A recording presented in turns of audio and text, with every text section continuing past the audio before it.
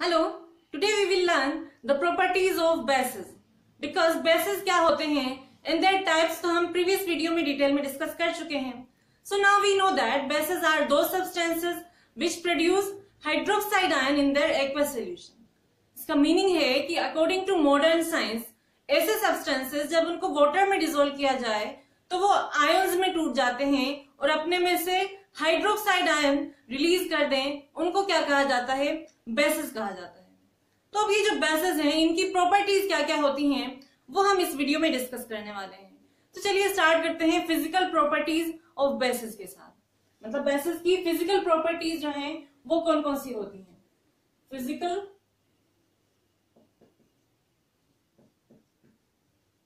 Properties. So basis की physical properties में first property क्या आ जाती है, क्योंकि हम ये जानते हैं कि बेसिस जो होते हैं वो बिटर टेस्ट के होते हैं, मतलब कड़वे होते हैं जब उनको टेस्ट किया जाए तो फर्स्ट प्रॉपर्टी है they have a bitter test.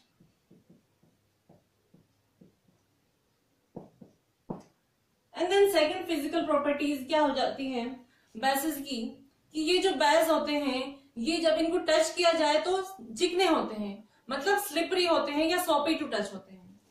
तो ये इनकी क्या है physical property. Bases are slippery when touched.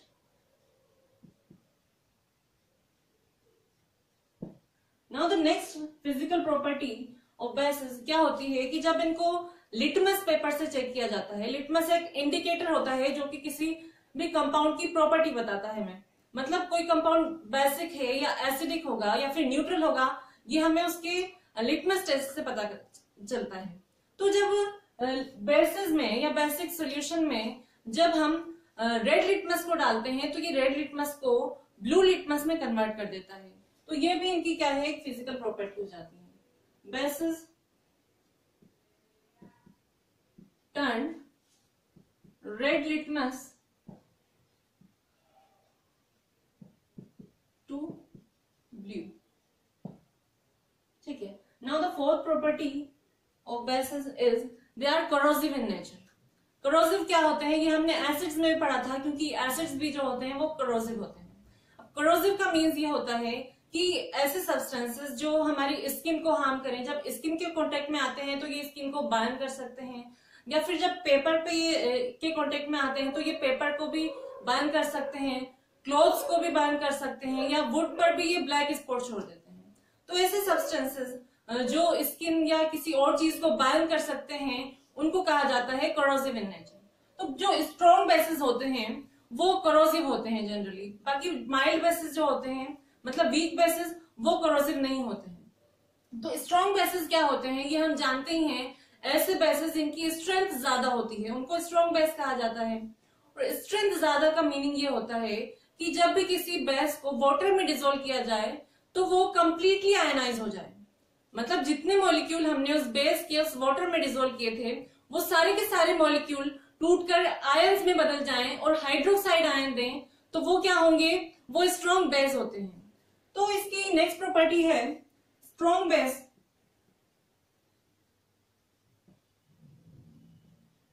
are corrosive in nature. Now the next physical property of bases is they are electrolytes. मतलब बेसिस जो होते हैं ये एक्वस सॉल्यूशन में क्या करते हैं, इलेक्ट्रिसिटी को कंडक्ट कर सकते हैं, क्योंकि हम ये जानते हैं कि एक्वस सॉल्यूशन में बेसिस आयनाइज हो जाते हैं और टूटकर हाइड्रोक्साइड आयन देते हैं और साथ में पॉजिटिव चार्ज भी होता होगा, पॉजिटिव आयन. तो जो आयंस होते हैं ये चार्ज कैरी करते हैं, हम ये भी जानते हैं. तो क्योंकि ये चार्ज कैरी करते हैं इसीलिए ये इलेक्ट्रिसिटी को कंडक्ट कर सकते हैं. तो इनकी नेक्स्ट प्रॉपर्टी होती है बेसिस आर इलेक्ट्रोलाइट्स, और we can say they can conduct electricity in aqueous solution. So these are physical properties of bases. अब बेसिस की केमिकल प्रॉपर्टीज क्या क्या होती हैं वो हम देखेंगे। मतलब बेसिस दूसरे केमिकल्स के साथ कैसे रिएक्ट करते हैं ये हम देखेंगे। तो केमिकल प्रॉपर्टीज क्या हो जाती हैं? Chemical properties of basis. तो फर्स्ट केमिकल प्रॉपर्टी बेसिस की हम देखेंगे मेटल्स के साथ। मतलब जब बेसिस मेटल्स के साथ रिएक्ट करेंगे तो क्या होता है? So first reaction of basis with metals. Metals क्या होते हैं? जो इलेक्ट्रॉन डोनर एलिमेंट होते हैं, जिनके पास वैलेंसी शेल में एक्स्ट्रा इलेक्ट्रॉन होते हैं, उनको क्या कहा जाता है?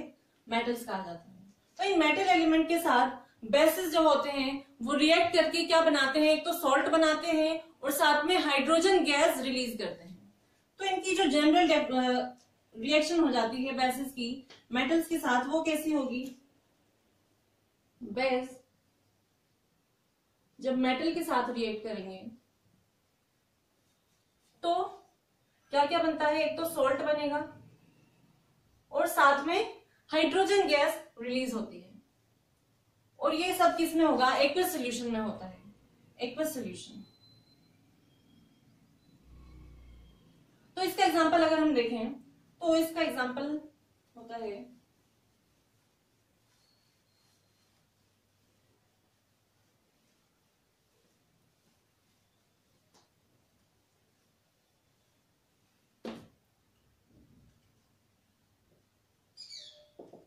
सोडियम हाइड्रोक्साइड बेस है NaOH। ये जब जिंक मेटल के साथ रिएक्ट करता है एक्वस सॉल्यूशन में तो सोडियम जिंकेट का फॉर्मेशन होता है। सोडियम जिंकेट एंड एक सॉल्ट होता है Na2ZnO2 और साथ में हाइड्रोजन गैस रिलीज होगी और ये एक्वस सॉल्यूशन में होगा। और जब हम इसको हीट करेंगे तब ये रिएक्ट करेंगे आपस में, ये भी एक्वस सॉल्यूशन में बनता है और ये गैस रिलीज होती है, हाइड्रोजन गैस। तो ये था जिंक मेटल के साथ बेसिस की रिएक्शन। अब ऐसे ही बेस एल्यूमिनियम के साथ भी रिएक्ट करते हैं। अब एल्यूमिनियम के साथ बेस की रिएक्शन कैसी होती है? तो जब सोडियम हाइड्रोक्साइड एल्यूमिनियम मेटल के साथ रिएक्ट करता है वाटर की प्रेजेंस में तो सोडियम एल्यूमिनेट एक सॉल्ट होता है वो ऑब्टेन होता है NaAlO2। ये सोडियम एल्यूमिनेट होता है और साथ में हाइड्रोजन गैस रिलीज होती है। इसका नेम होता है सोडियम मेटा एल्यूमिनेट। ये भी हीट करने पर रिएक्शन होती है।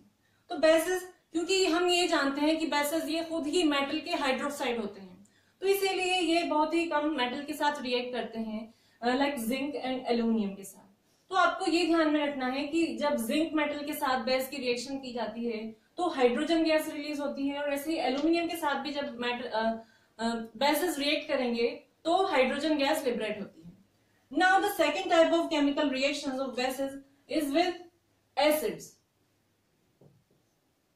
Reactions of base with acids। तो ये तो हम जानते ही हैं कि एसिड्स एंड बेस आपस में रिएक्ट करके क्या करते हैं?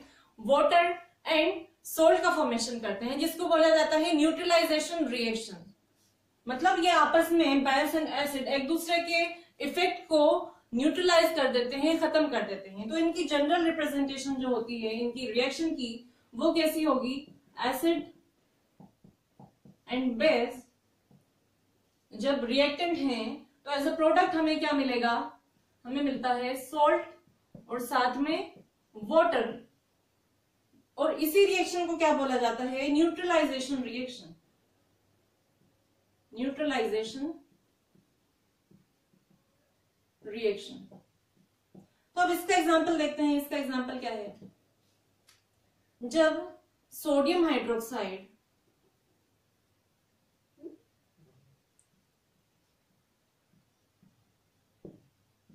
इसके साथ सल्फ्यूरिक एसिड के साथ रिएक्ट करेगा तो एज ए सॉल्ट हमें क्या मिलता है, सोडियम सल्फेट Na2SO4 और साथ में वाटर रिलीज होगा।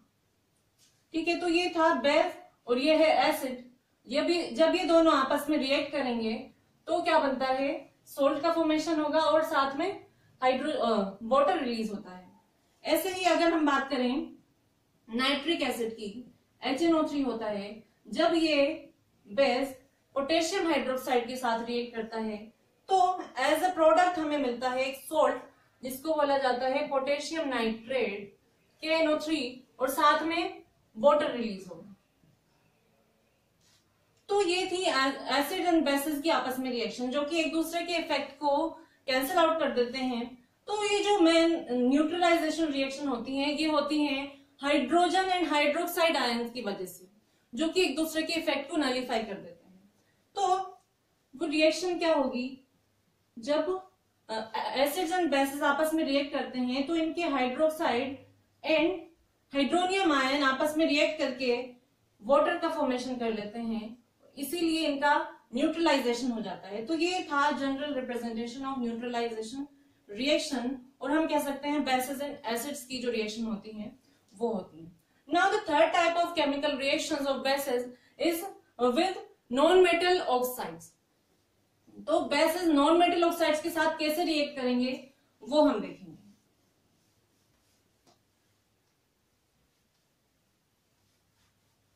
नॉन मेटल ऑक्साइड्स कौन से होंगे, जैसे कि कार्बन डाइऑक्साइड होगा, सल्फर डाइऑक्साइड, नाइट्रोजन ऑक्साइड, ये सभी क्या है, नॉन मेटल्स के ऑक्साइड्स होते हैं। Third type of chemical reaction of basis is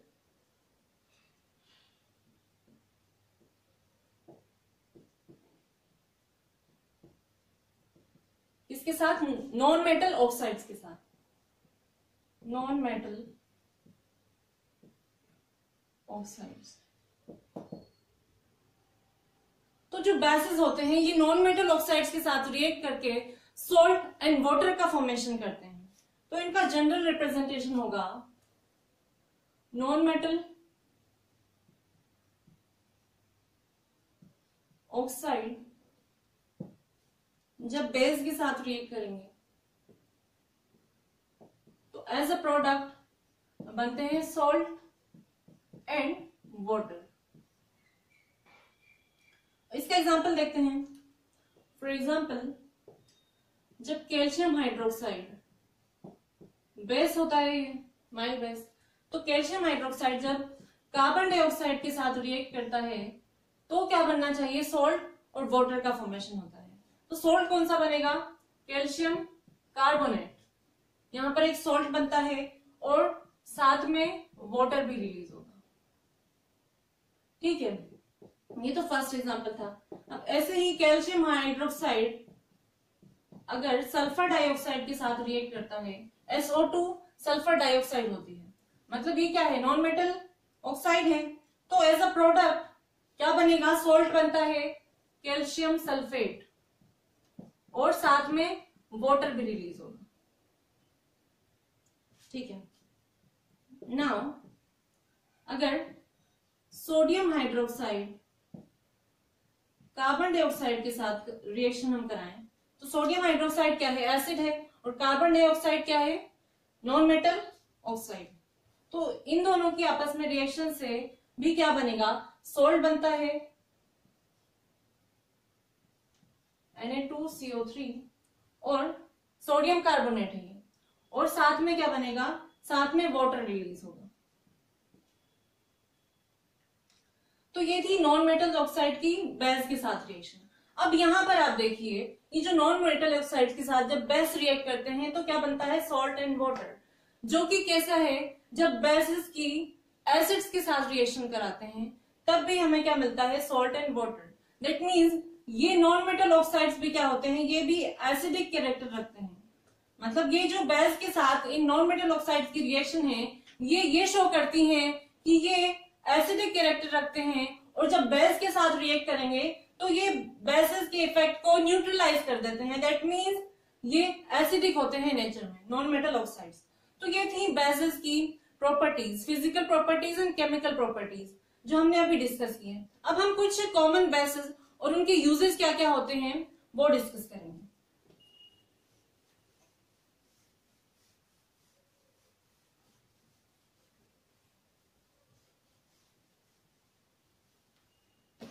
uses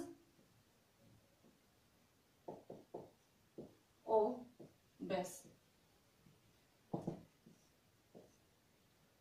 तो फर्स्ट बेस हम देखेंगे सोडियम हाइड्रोक्साइड, NaOH, इसको बोला जाता है सोडियम हाइड्रोक्साइड, और इसका कॉमन नेम जो होता है वो होता है कास्टिक सोडा और sodium hydroxide.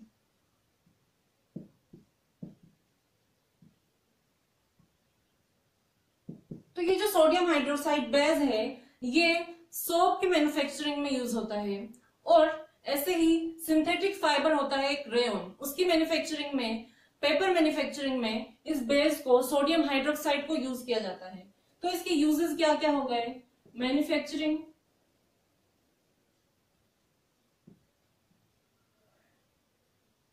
Of soap, soap बनाने में यूज होता है, पेपर, जहां पे पेपर प्रोडक्शन होता है वहां पर भी इस सोडियम हाइड्रोक्साइड को यूज किया जाता है, और ऐसे ही रेयन सिंथेटिक फाइबर होता है उसके प्रोडक्शन में या मैन्युफैक्चरिंग में भी सोडियम हाइड्रोक्साइड को यूज किया जाता है। नाउ द सेकंड बेस हम डिस्कस करेंगे कैल्शियम हाइड्रोक्साइड, स्लेग्ड लाइम जिसको बोला जाता है, स्लेग्ड लाइम, बुझा हुआ चूना इसका कॉमन नेम होता है, और ये क्या है, कैल्शियम हाइड्रोक्साइड।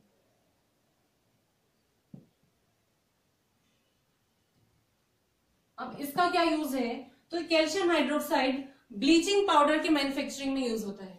ब्लीचिंग पाउडर हम जानते हैं कि जो स्टेन को रिमूव करने के लिए यूज होता है, तो उसको बनाने के लिए इसका यूज करते हैं, मैन्युफैक्चरिंग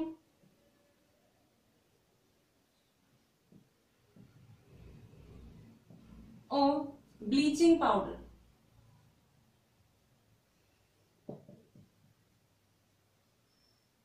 और ऐसे ही ब्लीचिंग पाउडर तो हो गया, और ऐसे ही जो हार्ड वाटर होता है उसको जब सॉफ्ट किया जाता है, मतलब सॉफ्टनिंग ऑफ हार्ड वाटर या हार्ड वाटर ट्रीटमेंट में भी इस स्लेग्ड लाइम को यूज किया जाता है, softening of hard water. Now the third base आता है magnesium hydroxide. Magnesium hydroxide mild base है, इसको क्या बोला जाता है, मिल्क ऑफ मैग्नीशिया, इसका कॉमन नेम होता है मिल्क ऑफ मैग्नीशिया। और ये हम सभी जानते हैं ये क्या होता है, एंट एसिड्स, मतलब ये एसिड के इफेक्ट को न्यूट्रलाइज करता है, एंटी एसिड की तरह यूज करते हैं इसको। जब किसी को एसिडिटी हो जाती है, मतलब उसकी बॉडी में जब एक्सेस में हाइड्रोक्लोरिक एसिड प्रोड्यूस होता है, तो उस हाइड्रोक्लोरिक एसिड के इफेक्ट को कम करने के लिए मिल्क ऑफ मैग्नीशिया दे दिया जाता है। तो हम कह सकते हैं इसका यूज जो होता है as an antacid to cure indigestion.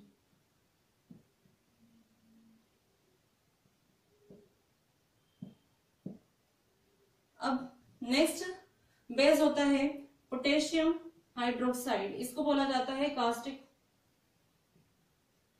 Potash. तो ये जो पोटेशियम हाइड्रोक्साइड है ये भी सोप मैन्युफैक्चरिंग में यूज होता है, सोप मैन्युफैक्चरिंग।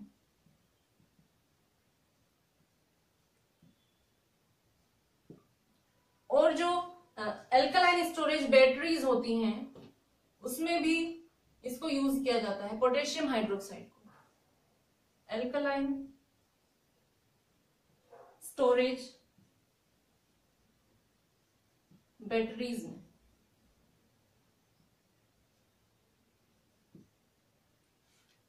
तो ये थे बेसिस, कुछ कॉमन बेसिस जिनकी यूजेस हमने इनके नेम के साथ साथ डिस्कस किए हैं। आई होप आपको ये क्लियर हो गया होगा कि बेसिस की प्रॉपर्टीज क्या क्या होती हैं एंड इनके यूजेस क्या क्या हैं। तो आज के लिए बस इतना ही, अब मिलते हैं हम नेक्स्ट वीडियो में। नेक्स्ट टॉपिक के साथ। Till then keep learning. और अगर आपको वीडियो अच्छी लगी हो तो please like and share and also subscribe to my channel elementary Gyan. Thank you.